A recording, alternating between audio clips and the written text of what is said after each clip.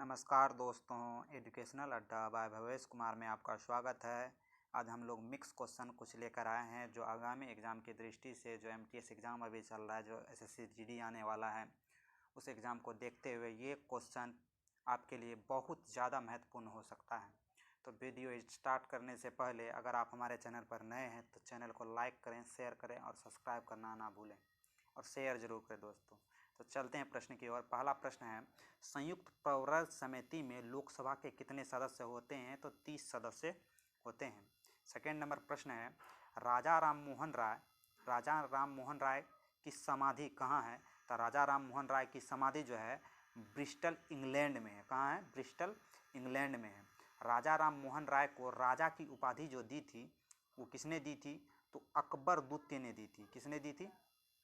अकबर द्वितीय ने राजा राम मोहन राय को राजा की उपाधि दी थी। तो चलते हैं अगले प्रश्न की ओर।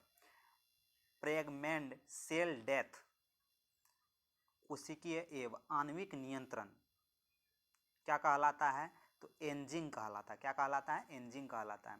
फोर्थ नंबर क्वेश्चन है, नेपानगर किस उद्योग के लिए प्रसिद्ध है? तो नेपानगर अखबारी कागज के लिए प्रसिद्ध है। नेपानगर किस लिए प्रसिद्ध है? अखबारी कागज के लिए नेपानगर प्रसिद्ध है। चलते हैं अगले प्रश्न की ओर। नेत्रदान में रोगी किस भाग का प्रत्यारोपण करता है? तो नेत्रदान में रोगी कॉर्निया का प्रत्यारोपण करता है। ठीक है। 6 नंबर प्रश्न चलते हैं, चोल प्रांत को क्या कहा जाता था? तो चोल प्रांत को मंडलम कहा जाता था। क्या कहा जाता था? मंडलम कहा जाता था। 7 नंबर प्रश्न है, द बेटर मैन किसकी रचना है? तो the better man Anita Nair की रचना है। बेटर मैन एक बुक है, इसकी रचना किसने की थी? तो अनीता नायर जी ने की थी। अगले प्रश्न की ओर चलते हैं। 8वां नंबर प्रश्न है, भारत में सभी दशाओं में मृत्युदंड क्षमा करने की शक्ति किसमें निहित है? तो मृत्युदंड जो क्षमा कर सकता है एकमात्र व्यक्ति भारत का राष्ट्रपति है। कौन है? राष्ट्रपति है। 9 नंबर प्रश्न है, भारत के किस प्रधानमंत्री ने पाकिस्तान पहुंचने हेतु बस से यात्रा की थी? तो बस से यात्रा की थी पाकिस्तान पहुंचने के क्रम में अटल बिहारी वाजपेयी। चलते हैं 10वां नंबर प्रश्न की ओर।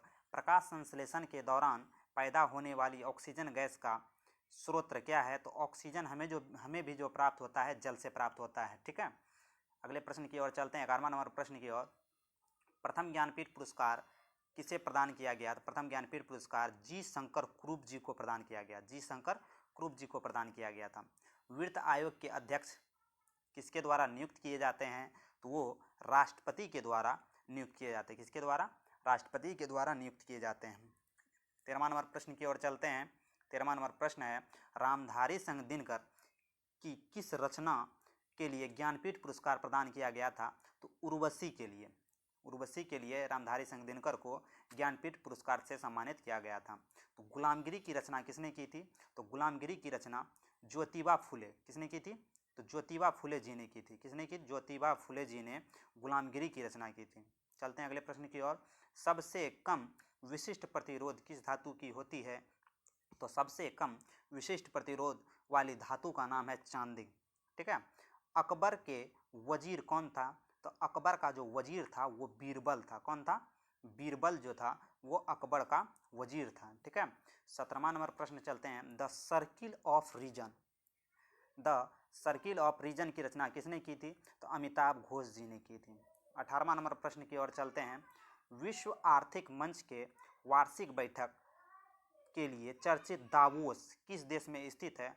तो दावोस किस देश में स्थित है? तो दावोस जो है हमारा स्विट्जरलैंड में पड़ता है। कहाँ पड़ता है दावोस? स्विट्जरलैंड में पड़ता है। ठीक है। भारत में प्रत्येक आम चुनाव के बाद लोकसभा की प्रथम बैठक, ठीक है, प्रथम आम चुनाव के बाद लोकसभा की प्रथम बैठक के प्रत्येक वर्ष प्रथम सत्र में कौन संबोधित करता है? संबोधित करता है कौन?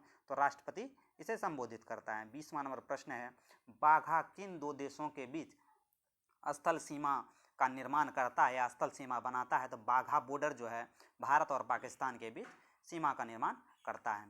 ठीक है। अब चलते हैं 21वां नंबर प्रश्न की ओर। किस सम्राट ने के काल में पेशावर बाहरी सभ्यता का प्रसिद्ध केंद्र था? तो पेशावर जो था कनिष्क के शासनकाल में। किसके शासनकाल में दोस्तों? कनिष्क के शासनकाल में। मानव शरीर में पाचन का अधिकांश भाग कौन सा अंग संपन्न होता है? तो पाचन अधिकांश भाग छोटी आंत में संपन्न होता है। कहाँ होता है? छोटी आंत में संपन्न होता है। चलते हैं अगले प्रश्न की ओर।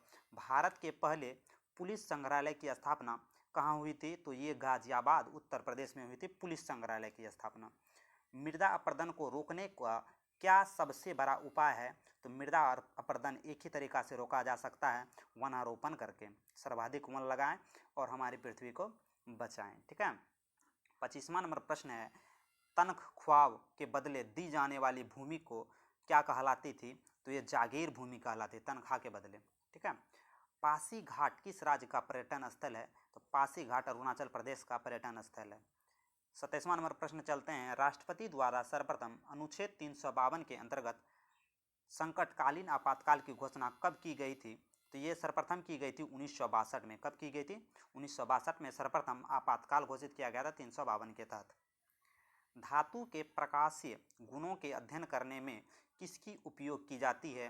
तो ये उपयोग किया जाता है पॉलीराइट का। किसका उपयोग किया जाता है? पॉलीराइट का। The world Vineeth fit badminton के किस कोच की जीवन गाथा है? तो ये किसकी जीवन गाथा है? पी गोपीचंद की जीवन गाथा है। 30वां नंबर प्रश्न चलते हैं। 30वां नंबर प्रश्न है, लोकसभा सचिवालय किसके अधीन कार्य करता है? तो लोकसभा सचिवालय जो है लोकसभा अध्यक्ष के समकालीन कार्य करता है। स्वर्ण जयंती शहरी रोजगार योजना कब प्रारंभ हुई थी? तो ये जो प्रारंभ हुई थी 1 दिसंबर 1997 को स्वर्ण जयंती शहरी रोजगार योजना प्रारंभ हुई थी।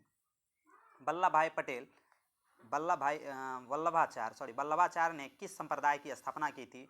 तो रुद्र संप्रदाय की स्थापना वल्लभाचार्य द्वारा किया गया था। 33 नंबर प्रश्न है, लाल और हरा रंग मिलाने से कौन सा रंग बनता है? तो पीला रंग का निर्माण होता है। लाल और हरा रंग को मिलाने से किस रंग का? तो पीला रंग का निर्माण होता है। बर्डमैन ऑफ इंडिया के उपनाम से किस प्रसिद्ध व्यक्ति को जाना जाता है? तो ये सलीम अली को बर्डमैन ऑफ इंडिया के नाम से जाना जाता है। भारतीय पक्षी वैज्ञानिक एवं प्राकृतिकवादी है डॉक्टर सलीम अली। ठीक है। अगले प्रश्न की ओर चलते हैं। भारत में पाया जाने वाला लोहा मुख्यतः किस प्रकार का है? तो भारत में जो सर्वाधिक लोहा पाया जाता है वह हेमाटाइट प्रकार का लोहा पाया जाता है। गोलन की पहाड़ियाँ कहाँ स्थित है? तो गोलन की पहाड़ियाँ दक्षिणी पश्चिमी सीरिया में स्थित है। ठीक है। 37 नंबर प्रश्न की ओर चलते हैं। राज्य लोक सेवा आयोग के अध्यक्ष की नियुक्ति कौन करता है? तो राज्य लोक सेवा आयोग के अध्यक्ष की नियुक्ति कौन करता है? तो राज्य का जो प्रधान होता है राज्यपाल, वो जो है राज्य लोक सेवा आयोग के सदस्यों की नियुक्ति करता है। पास से डरो पापी से नहीं, यह किसकी उक्ति है या किसका वचन है? तो महात्मा गांधी ने कहा था। ठीक है। 39 नंबर प्रश्न है, ऑरोविले आश्रम की स्थापना किसने की थी? तो ऑरोविले आश्रम की स्थापना पांडिचेरी में किसने की थी? ये आपको कमेंट बॉक्स में बताना है। ठीक है। 40वां नंबर प्रश्न है, जिस नगर की आबादी 3 लाख या उससे अधिक है वहाँ किस समिति का गठन किया जाता है? तो वहाँ वार्ड समिति का गठन किया जाता है। 41वां नंबर प्रश्न है, कौन सी गैस वायुमंडल में सर्वाधिक प्रदूषित करती है? तो ये कार्बन मोनोऑक्साइड गैस जो सर्वाधिक प्रदूषित हमारे वायुमंडल को करती है। विभिन्न संघीय आयोगों को गठित करने का अधिकार किसे प्राप्त है? तो ये राष्ट्रपति जी को प्राप्त है। विभिन्न संघीय आयोग के गठित करने का अधिकार राष्ट्रपति को प्राप्त है। ठीक है। पहिया बनाना किस काल में प्रारंभ हुआ? तो पहिया बनाना जो नवपाषाण काल में प्रारंभ हुआ। पहिया बनाना किस काल में? तो नवपाषाण काल में पहिया बनाने का आविष्कार हुआ था। ठीक है। तांबे के सिक्के सर्वाधिक किस वंश के शासक ने जारी किए थे? तो तांबे के सिक्के कुषाण वंश ने जारी किए थे। किस वंश ने तांबे के सिक्के सर्वाधिक? कुषाण वंश ने जारी किए थे। अगले प्रश्न की ओर चलते हैं। 45वां नंबर प्रश्न है, प्रथम बार मंगल ग्रह पर कौन सा अंतरिक्ष यान उतरा था? तो पाथफाइंडर नाम का अंतरिक्ष शटल सर्वप्रथम हमारे मंगल ग्रह पर उतरा था। मंगल ग्रह का रंग कैसा है? तो मंगल ग्रह का रंग लाल है। ठीक है। संयुक्त राष्ट्र संघ के महासचिव की नियुक्ति कितने वर्षों के लिए होता है? तो ये 5 वर्षों के लिए संयुक्त राष्ट्र संघ के महासचिव की नियुक्ति होती है। संयुक्त राष्ट्र संघ के अभी जो महासचिव हैं वो किस देश के हैं और कौन है, ये आपको कमेंट बॉक्स में बताना है। ठीक है। चलते हैं 47 नंबर प्रश्न की ओर। विश्व वानिकी दिवस कब मनाया जाता है? तो विश्व वानिकी दिवस 21 मार्च को मनाया जाता है। ठीक है। 22 मार्च को बिहार दिवस मनाया जाता है दोस्तों, और 22 मार्च को अंतर्राष्ट्रीय जल दिवस भी मनाया जाता है। ठीक है।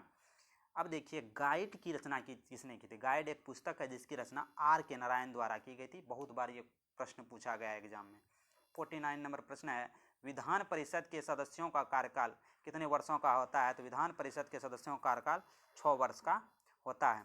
50 नंबर प्रश्न चलते हैं, भारत में प्रत्यक्ष रूप से बादशाह के नियंत्रण वाली भूमि क्या कहलाती है? तो ये कहलाती है खालसा भूमि।